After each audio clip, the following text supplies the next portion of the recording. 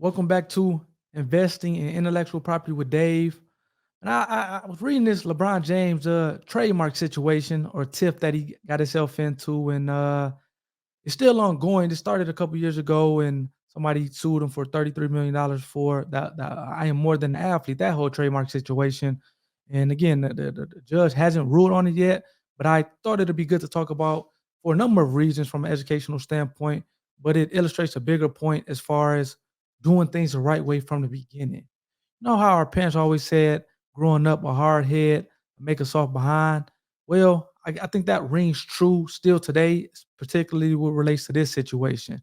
And I actually had a situation that I dealt with many years ago in my earlier days of intellectual property law, coming up on it uh, back actually in college, where the crack chicken. I'm not sure. I'm in Michigan, and crack chicken is a big thing in Michigan, and I'm not sure is it is big in other states, but hey, every what Friday, every Saturday, used to go to the chicken spot, and they had this cracked chicken. Cracked chicken pretty much is chicken wings, fried chicken wings that had lemon pepper seasoning on it. But the name cracked chicken, because the chicken was so good, kind of really took off.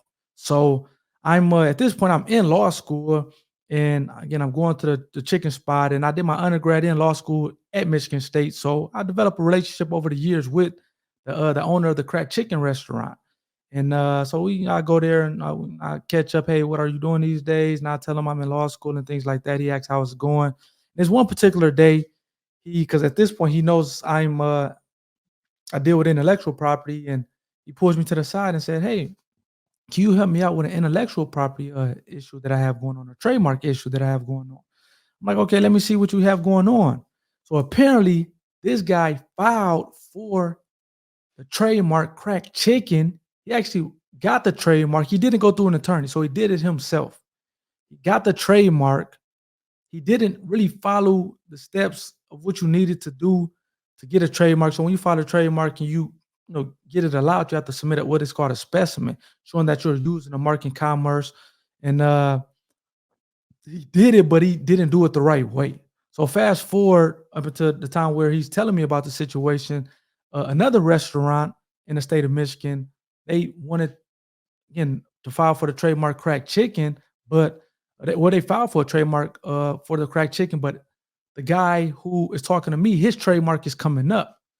But again, the other restaurant, they actually got an attorney, again, just doing things the right way. They didn't try to file the application themselves. They got an attorney to file for the trademark application.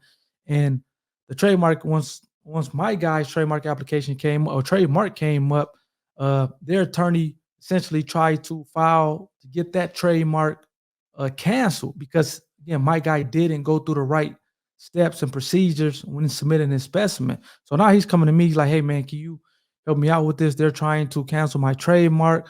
So I'm like, "Okay, let me see what I can do." So we essentially helped him out with the situation, but it cost him an extra 10 grand just because we had to negotiate with uh, the council who were trying to cancel the trademark, so that hey, our trademark can still be good, and that the other people, I think, I'm not sure if it was a license that we gave them or whatever. I can't remember now, but yeah, we got to resolve. So my guy got to keep his trademark, but again, it cost this guy 10,000 over $10,000, us going back and forth with the other council who was trying to cancel his trademark. When all he had to do was pay an attorney 1,000 to maybe $2,000 at the beginning to file the trademark, get things done the right way.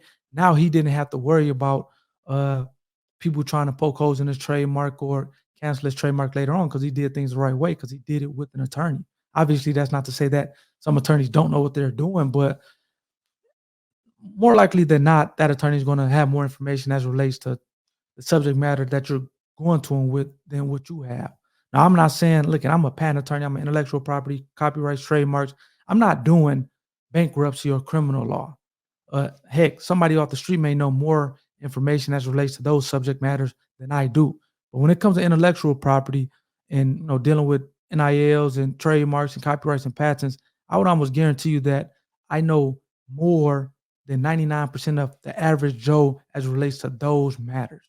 So if you're going to somebody who knows what they're talking about, 9 times out of 10, you're going to be able to kind of walk away in good hands when it's dealing with what you're going to that person for. So